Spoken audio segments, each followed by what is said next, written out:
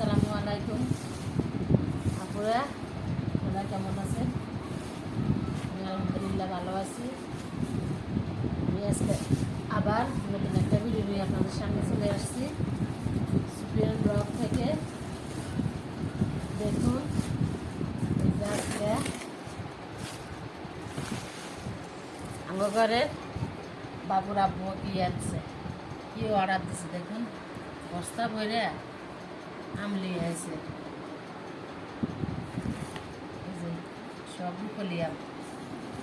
আমের সিজন শেষ হয়ে যাচ্ছে, এখন নাকি আম মিষ্টি হবে, ভালো হবে। এই জন্য এক দোকানদারের বাইরে গেছে, এগোতে রাজশাহী। আমি এখানে আমের ব্যবসা আছে, আম আছে। তো হে বলছে এখন নিয়ে আসছে বস্তা করে। বস্তার মধ্যে কয় কেজি আমি জানি না, আমাদের এক জায়গা দিয়ে গেছে।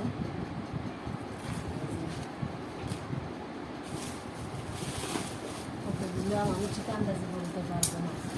আমগুলো সব শক্ত শক্ত, কাঁচা কাঁচা কাঁচা ভাতে ভালো আস্তে আস্তে পাকাইয়ে এগুলো দিতে পারবো। সাথে আবার পাকলে সব তাড়াতাড়ি যাবে, খাওয়া হবে না, নষ্ট হয়ে যাবে। এখন বিরাম কতগুলো আম,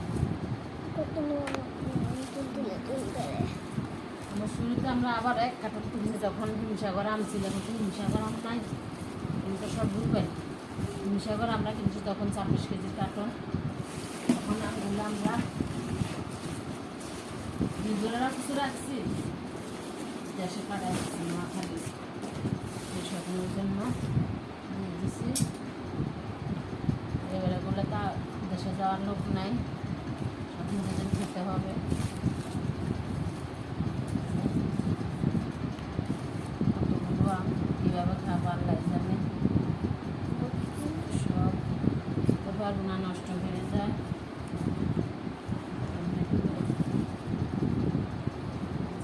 নষ্ট হয়ে গেছে,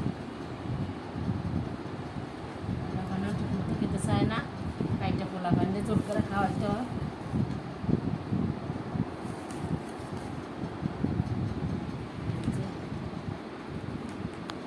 সব কাঁচা আস্তে আস্তে পাকলে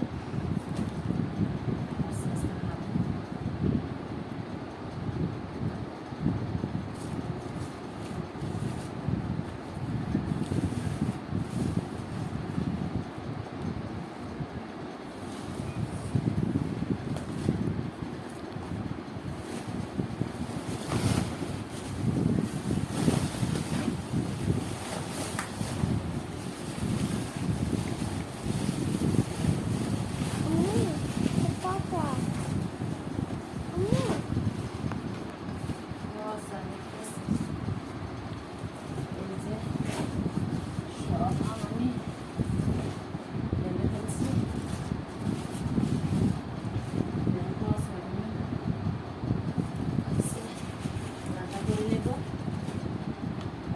কয় কেজি আম আমি ঠিক আন্দাজ করে বলতে পারছি না।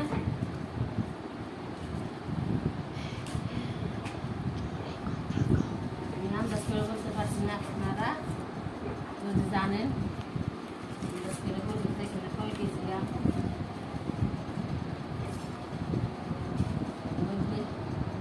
আজান দিয়েছে, মাগরিবের সন্ধ্যা হয়ে গেছে।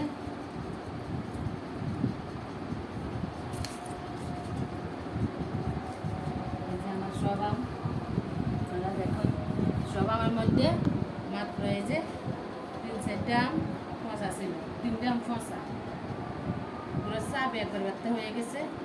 আর সব আম কাঁচা, সব অনেক ভালো, আমগুলো অনেক দিন রেখে রেখে খাওয়া যাবে। তো আমার আমগুলো কেমন হয়েছে আপনারা সবাই জানাবেন। আর যার যার খেতে মন চায় আমার দাওয়াত রইল, চলে আসবেন আপুরা।